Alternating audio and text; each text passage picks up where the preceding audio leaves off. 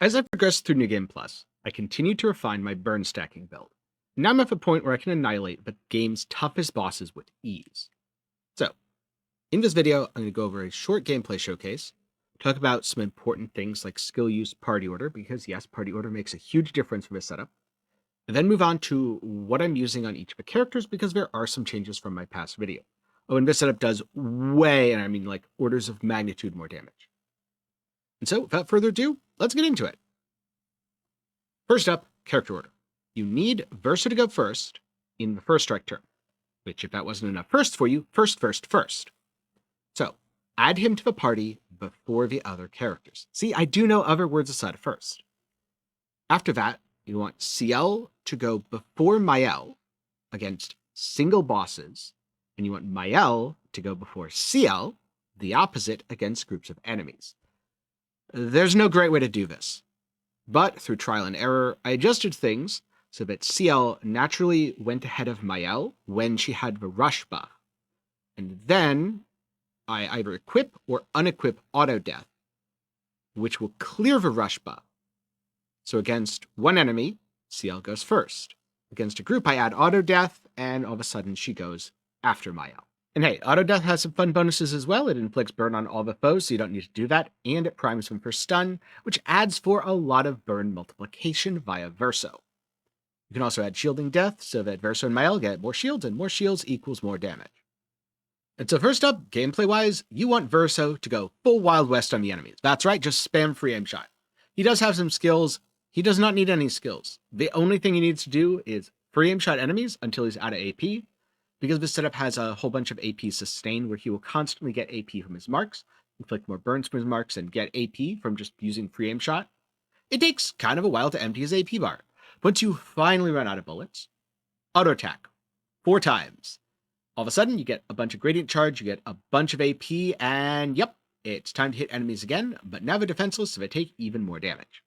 Now the reason you don't need to use any skills here on Verso is because he is using Corpesso, which inflicts burning on an enemy based on his rank. 2 stacks per rank. There's 5 ranks, with S being the highest, so that's 2 times 5 or 10.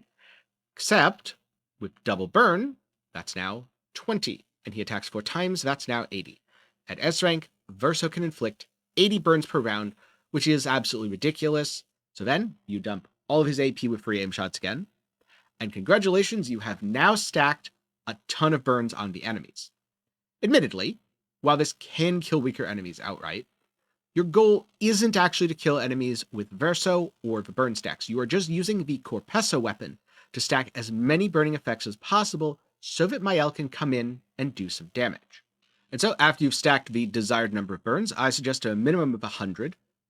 Realistically, you can go way over 100, but that's kind of overkill, except for very late game, New Game Plus stuff. On Maelle, you use Burning Canvas, a skill whose damage scales based on the number of burns an enemy has. So if an enemy has 100 burns, it's going to hit like a truck and delete them from existence. Then after you do that, use Maelle's second turn to get back into Virtue Stance by hitting any of the other burning enemies. Obviously, if there's only one enemy, the fight's already over, so you don't need to worry about getting back into Virtue Stance. Now, sometimes, especially against weaker foes, it's not really worth doing it this way. Instead, use Fleuret Fury, remain in Virtue Stance for a turn, kill the weaker foe outright, it still hits for like a few million, which is ridiculous. Then use Burning Canvas to delete the second foe. And if you like deleting enemies, Maelle has 2 other buttons for that, though they are not necessary. They're just fun if you want some visual diversity in your enemy deletion attacks, the first being Stendhal. Only problem with Stendhal, it clears your shields. So you will actually lose damage on subsequent attacks and be very vulnerable. The vulnerability is maybe not as important as enemies don't get a turn, but losing damage is bad because your goal is to do as much damage as possible even when it's not needed. And of course, because Verso is auto-attacking a lot, and his default attack charges up Gradient, you can use Gamage, which hits like a truck. It hits harder than either Burning Canvas or Stendhal. It is absolutely ridiculous, but again, it is very much not necessary because Burning Canvas does enough damage to one-shot anything anyway. And last but not least, you have Sciel. She has 2 main jobs. If you're against a group of enemies, you will double Maelle's damage, then let her play again. This will allow Maelle to play before the enemies. And so when she does, she deletes another enemy, rinse and repeat. The fight should be over before enemies get a turn. However, if you are against a single tanky boss, you do things a little differently. You will still double Maelle's damage, as Maelle's a character that you want to be hitting hard, but you'll actually cause Verso to play again, so that he can use a whole bunch of free aim shots, and then he can auto-attack with Corpesso to inflict even more burns on enemies, which of course means that he is maximizing the amount of damage that Maelle can do. You'll get 4 turns this way instead of the regular 2. And then last up, what about Fire Absorb enemies? If you're hitting them, you won't be inflicting any burns. In fact, you'll just be healing them instead. Normally this would be a problem, but if you swap Corpesso for Confuso, now Verso can inflict burning with light damage. That way you can set fire to those fire-immune enemies. And since Maelle's Burning Canvas deals void damage, as long as you kill them before they get a turn, something which this setup should do 100% of the time if you've copied it fully, you're fine, they don't get any healing, they just die. So now, let's look at each of the character setups in a little bit more detail. Okay, so first up, Verso. His stat spread is into all agility, vitality, the A scaling, a little bit of luck. This is just to get him to 75% crit rate, and then the rest into might for damage. Technically, this isn't super important, as again, Maelle's the one really doing damage, but hey, if you can kill enemies, it does make things a little bit more efficient. For weapon, you want to use Corpesso, and again, swap to Confuso when enemies are immune to fire damage, or more accurately, when they absorb it. Then for pictos, because Verso is the most Lumina heavy, I like to use Cheater on him. This saves 40 points outright. Then there's Combo Attack. You want Combo Attack 1, 2, and 3. 3 is the most expensive, so this is one you equip. Last up, Fueling Break.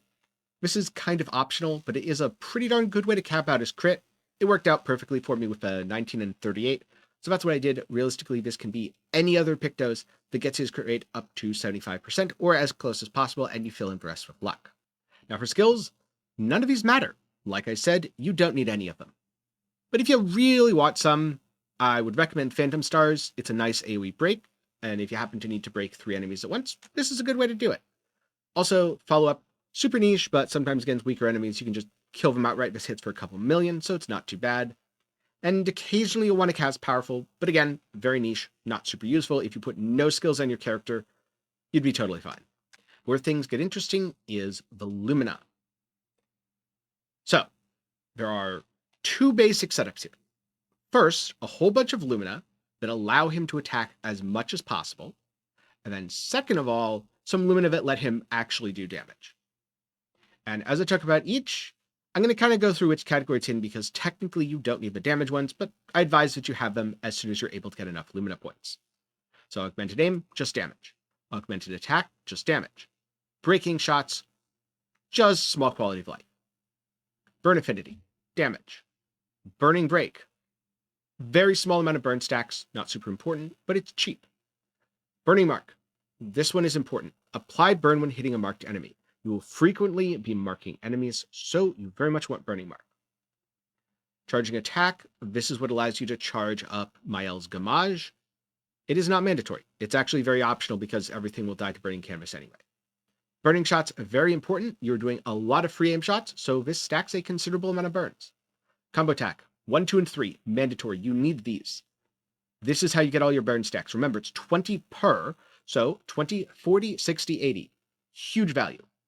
Confident Fighter, just damage. Critical Burn, this caps out his crit, which is especially important if you're going to use Confuso because you need to inflict burn on critical strike, so mandatory. Dead Energy 1, occasionally you'll kill enemies, and getting plus 8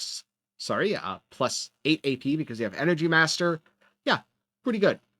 Double Burn. Do I really need to tell you how mandatory this is? If you have no other Luminas equipped, you have Double Burn equipped. Double Mark, pretty high point cost, not super mandatory, but it is a nice way to get extra burning effects via Burning Mark. Energizing Shots, very nice. You get 20% chance to get 1 AP with Energy Master, 2 AP on free aim shot. And yes, Energy Master, also mandatory.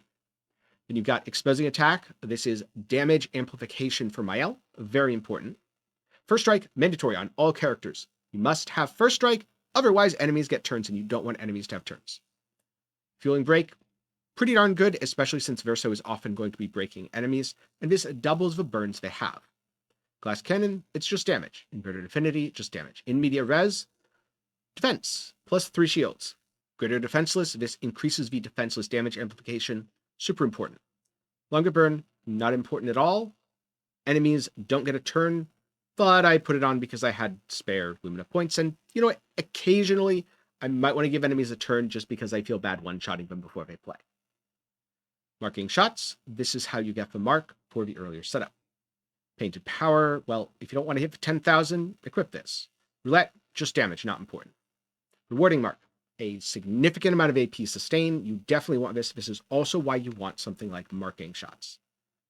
Powerful shield, just damage. Sniper, really important. The first free aim shot of each turn deals 200% increased damage, okay, whatever, and can break. This way, you can break enemies without spending any of your AP on skills to maximize your burn. Solidifying. Shields, if you get hit. You don't get hit if enemies don't get turns. Staggering attack, very optional. Versatile, a significant amount of damage. If you care about Verso's damage, this is one of the most important. It's cheap, it's easy to get. Teamwork. Survivor. You survive fatal damage with 1 health. Again, if enemies don't get a turn, it doesn't matter. And warming up. Every time Verso gets a turn, this activates. So on his first turn, 5, second turn, 10, third turn, 15, fourth turn, 20. And then the fight ends. So yeah, that's Verso's setup. Basically, your goal should be to get as much AP generation as possible through marking enemies and using free aim shots to use as many free aim shots as possible. This stacks additional burns. And from there, you just auto attack. If you take nothing away from this at all, except for the fact that you need combo attack 1 to 3, defenseless with greater defenseless, and energy master, you're probably doing okay, though I really would advise the free aim shot stuff and sniper and remark stuff. Next up, we have Maelle, who is the party nuke, and she has so many nuke options. In terms of weapons, I like Medallum. This starts her out in Virtue Stance, but it's not like she's super tied to this weapon, especially if you're against a single boss that you only need to cast 1 attack on. You can technically do a couple other things. For example, if you want more defenses, you could use Yverum, where every time she enters Virtue Stance, she double shields on allies. I did not find this useful because enemies were not getting turns, which I am going to probably say several more times because that significantly affected how I built these characters. If enemies do get turns, you can also get Jarum to switch to counterattack for free and apply a few breaks. And her counterattack damage should hit very, very hard with Jarum, by the way. And aside of that, Brularum, also pretty darn good. Stacks up a good number of burns, and it has agility luck, so she can scale up both might and speed. Crit and speed. Might you scale regardless. Lithum's kind of neat as well, where in Virtue Stance, hitting a marked enemy doesn't remove mark. This means that mark from Verso can be a consistent damage boost, but again, she doesn't start in Virtue Stance, and so you can't always double her damage with Sciel as reliably if she's not starting in Virtue Stance, so I would recommend sticking to Medallum, unless you really feel like experimenting a bit. Now for Pictos. Confident Fighter. 30% increased damage but can't be healed, and it has an insane crit rate. This is quite good, even though it does tax her speed's going to be lower because this is health crit. You could use another high crit speed crit Picto here. Then Powerful Shield, you'll want this anyway, and Greater Rush, you'll want this anyway. These have very significant amounts of speed. None of these are super, super required, though. I would say as long as you're getting her to at least 100% crit rate and getting at least 3,000 speed, you have a lot of room here. Now, Maelle's most important luminas are the ones that provide damage, so at death's door. She is going to be setting herself to 1 health with auto death at battle start. You combine auto death with SOS power, so she has powerful, SOS rush, so she has rush, and survivor, so she actually survives the auto death. Oh, and death's door, also to damage boosts. Augmented counter stuff, mostly just there for fun. Burn affinity, damage increase. Cheater, gotta have cheater to play 2 turns. Dead energy 1 and 2, good AP sustain. Energizing start with energy master, just have a little more AP to play with. First strike, mandatory. Fueling break, very optional. I kind of just click this because I have a ton of points. You do not need it, but it is nice to have as an extra tool in your kit. Glass cannon, very important for damage. Greater powerful, a buff for powerful she gets when falling to low health, so very good. Same with greater rush. Immaculate, I will admit, I've not actually tested if the auto death counts as a hit, so this might be doing nothing, but I'm pretty sure it works, so I'm keeping it in. If enemies do get a turn, you will very much want In Media Res and Solidifying. That means Maelle starts with 5 shields. Also, though, she starts with 5 shields, which means, that's right, powerful shield gives her a 50% damage increase. So this is just straight up damage, even if a defense has no value. Inverted Affinity, more damage for the first 3 turns. Painted Power, you're not going to be one-shotting enemies if you don't have this. So have this. Second Chance, completely optional, pretty expensive, honestly not super worth it. Then Teamwork and Warming Up for even more damage. So in short, if the Pictos or Lumina says damage on it, probably a good idea to throw it on Maelle. Then in terms of Maelle's skills, the most important ones are Burning Canvas, the main nuke skill, and Swift Stride, which you can use to get back into Virtue stance. What you do, Burning Canvas, nuke an enemy, Swift Stride, back into Virtue, Burning Canvas, Swift Stride, so on and so forth. In terms of the rest of this, breaking rules, occasionally an enemy might shield itself, and it's not Verso's turn, so you'll have to go breaking rules into Burning Canvas, although unfortunately that means you're doing this from offensive stance, so you hit for way less damage. Flurry Fury, decent alternative as an opener if you need to kill a weaker foe, and then set up for a Burning Canvas. Phantom Strike, good for AoEing down weak foes, not super important. Send Haul, honestly just there because I want to see big numbers. And then, last but not least, Sciel, who is built for agility with some luck and might. Realistically though, outside of a speed that she's getting from these stats, doesn't really matter because most of the time she's not using damaging abilities anyway. Now she uses Lithesyn. This is to increase your party's speed relative to the enemies. The Greater Rush part is actually not as important because most of the time you're either going to be in Twilight, which is both, or Sun, and also your characters are probably going to have Rush all of their own. But inflicting slow on enemies does delay their turn very significantly, especially for greater slow, and you'll always be using a Sun skill. You'll often be using a Moon skill, but not always. One fun little quirk though, sometimes if you cast both a Sun and Moon skill, the enemies don't actually keep the buff, because there's a little bit of a delay before she enters the Twilight state officially at the start of her next turn. The skills that you cast. Intervention. Targeted ally plays immediately and gains 4 AP. This is for when you want to either A, give AP to an ally, or B, advance an ally's turn past an enemy.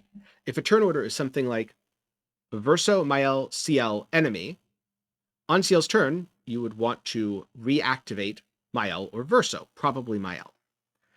But if the turn order is something like Verso, Maelle, Sciel, Verso, Maelle, enemy, you would not want to use intervention there. It doesn't matter, so you are better off just using Fortune's Fury on both of your allies, because the targeted ally will deal double damage for 1 turn. Also, fun fact, because you're constantly casting buffs and debuffs, the level 20 effect plus 3 AP on applying a buff or debuff once per turn, really, really good. This is what gives all of the AP sustained to Sciel. So even if you're not really using the Greater Rush or Slow, you still want this weapon because it's kind of amazing. And as for the rest of her skills, realistically I don't use them very much, but Marking Card is occasionally nice for marking enemies. Now, Pictos. Energizing Turn, always nice, give Sciel more AP to play with. Energy Master, a good way to save 40 Lumina points. Double Mark, I'm just wearing for the speed. Doesn't matter, you can use anything else that gives lots of speed. For Luminas, these are just for fun, ignore them, pretend they don't exist. Auto Death, sometimes you'll have it on, sometimes you won't. So very often, the setup is like this without Auto Death. Auto Rush is to ensure that she has the Rush bonus to act before Maelle unless it is cleared by Auto Death. That's also why Greater Rush is here. Burning Death, apply burn damage to all enemies. This way you don't have to do it with Verso. Cheater to play twice, mandatory.